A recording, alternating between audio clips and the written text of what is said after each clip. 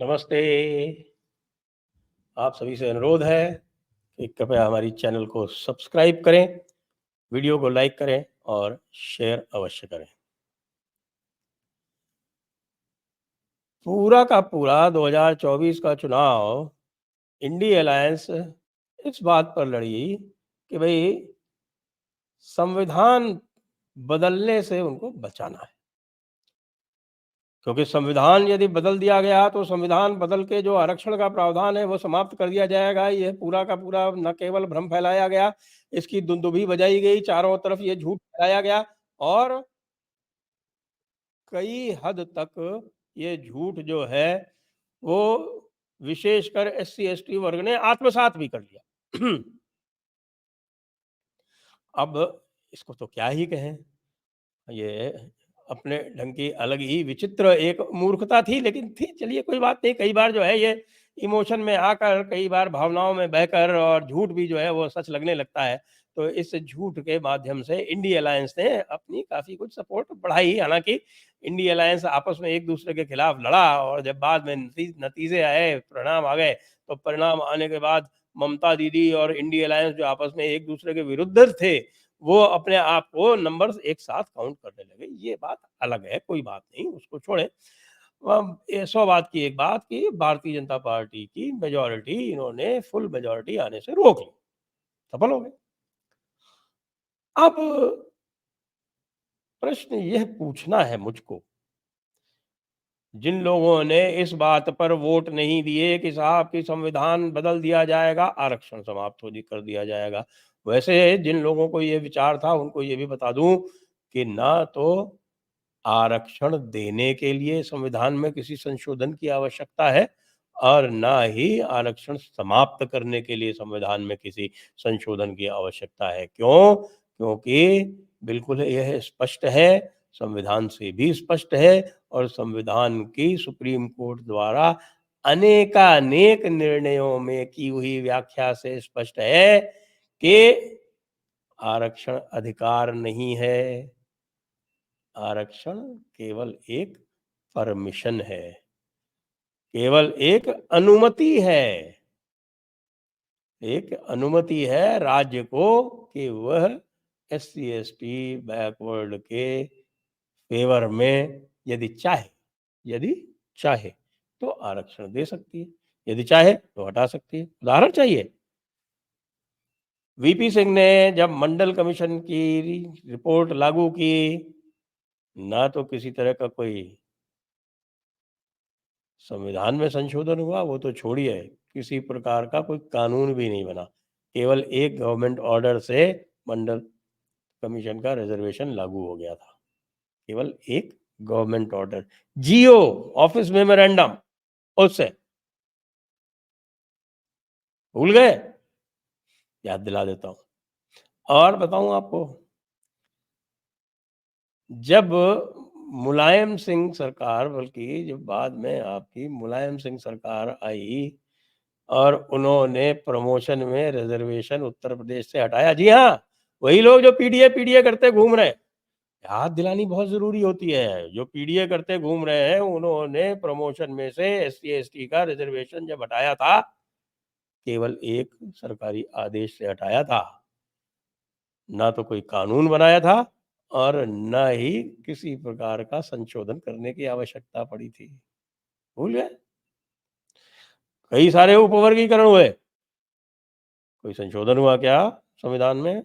विशेषकर जो ओबीसी के उपवर्गीकरण हुए, नहीं। शेड्यूल कास्ट के उपवर्गीकरण हुए, कभी संशोधन हुआ था? नहीं हुआ था। तो ये सब बातें जो हैं अब स्पष्ट इसलिए और भी हो जाती हैं क्योंकि ये जो झूठ जो बोला जा रहा था, उस झूठ का ठीक उल्टा काम जो है वो कांग्रेस पार्टी और राहुल गांधी करने जा रहे हैं। कहाँ? जम्मू और कश्मीर में।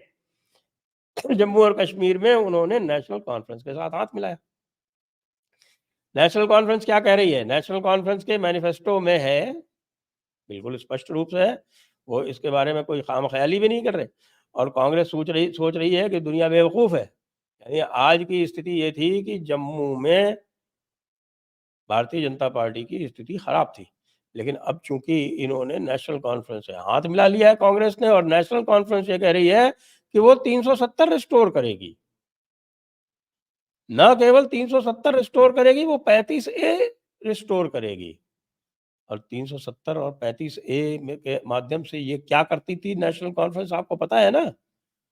इन्होंने एससी और एसटी का रिजर्वेशन बंद कर रखा था। इन्होंने भारत के दूसरे क्षेत्रों से आने वालों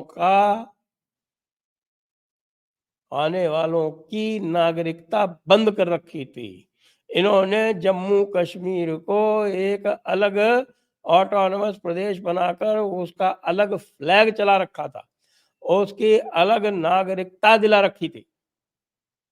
जी, ये कार्य नेशनल कॉन्फ्रेंस और महबूबा मुफ्ती और इवन कांग्रेस ये सब करते रहे हैं, और आज ये कह रहे हैं, कांग्रेस कह रही नहीं नहीं, हमारे मैनिफेस्टो में नहीं है। हाँ, लेकिन उनके जो अलायंस पार्टनर है उनके मैनिफेस्टो में है।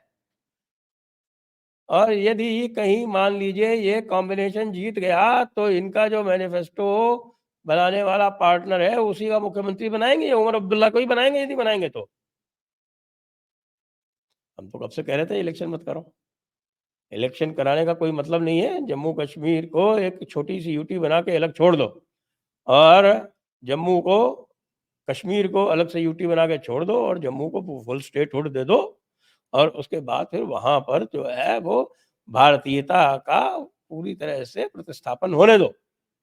लेकिन हमारे तो भाई, क्योंकि कांग्रेसी तत्व जो है वो तो सरकार में भी घुसे हुए हैं, अंदर तक घुसे हुए हैं, तो वो तो कुछ इस तरह की बात होती है तो फिर अपना वो अलग ही शगुफा छोड़ देते हैं।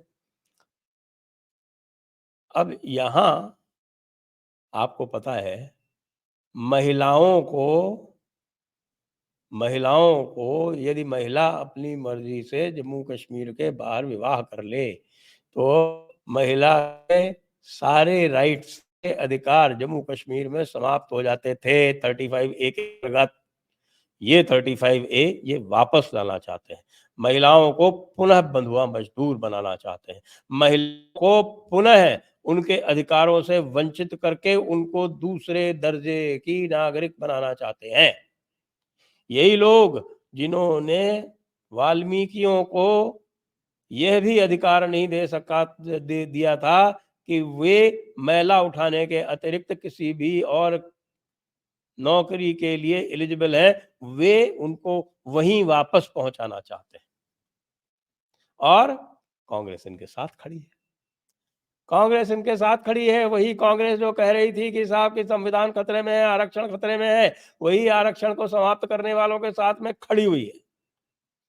ये वही कांग्रेस है जो एएमयू में एससी एसटी का रिजर्वेशन देने के लिए कटिबद्ध सरकार के विरोध में खड़ी होती है। ये वही कांग्रेस है जो बैकडोर से एक centrally funded university Jamia Millia Islamia को माइनॉरिटी में कन्वर्ट करा देती है, और वहां से एससी एसटी का रिजर्वेशन हटा देती है। ये वही कांग्रेस है जो बैकडोर से शरीयत के कानून जगह जगह वक्फ के रूप में लागू करवाती है, और जब उनको डाइल्यूट करके और उनको एक प्रकार से रैशनलाइज करने का प्रयास किया जाता है तो उसकी राह में रोड़ा बनती है।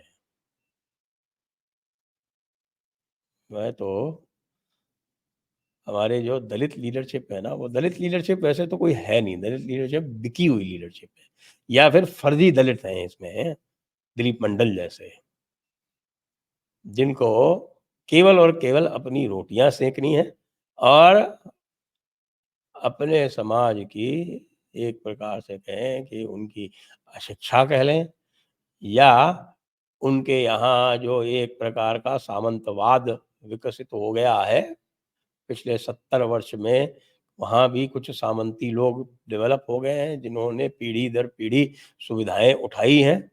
रिज़र्वेशन की दूसरों को मिलने नहीं दिया है, जैसा कि हमारे किरोड़ी लाल मीणा जी कह रहे हैं कि भई मुझ मैं तो डॉक्टर बन गया, मेरा भाई आईएएस, आईएएस बन गया, लेकिन मेरे बगल वाला जो मीणा है वो आज तक पत्थर तोड़ रहा है, उसका बेटा भी पत्थर तोड़ रहा है, उसको क्यों नहीं लाभ मिलना चाहिए? सभी जो है वो एक ही तरह के लोगों को क्यों मिलना चाहिए?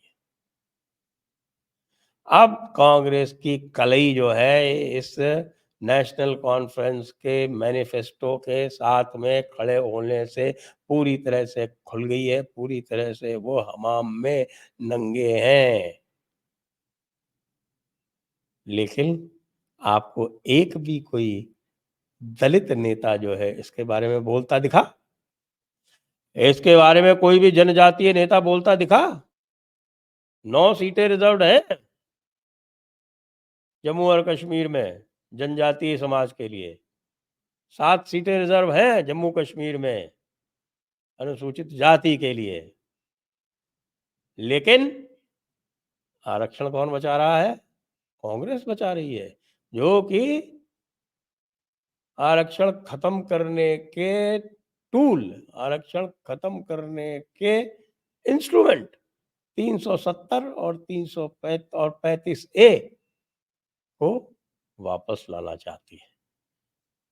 ये है साहब झूठ का प्रताप, झूठ की पराकाष्ठा और झूठ के बहाव में लोग जो बहते हैं हमारे, उनकी बुद्धिमत्ता का प्रमाण।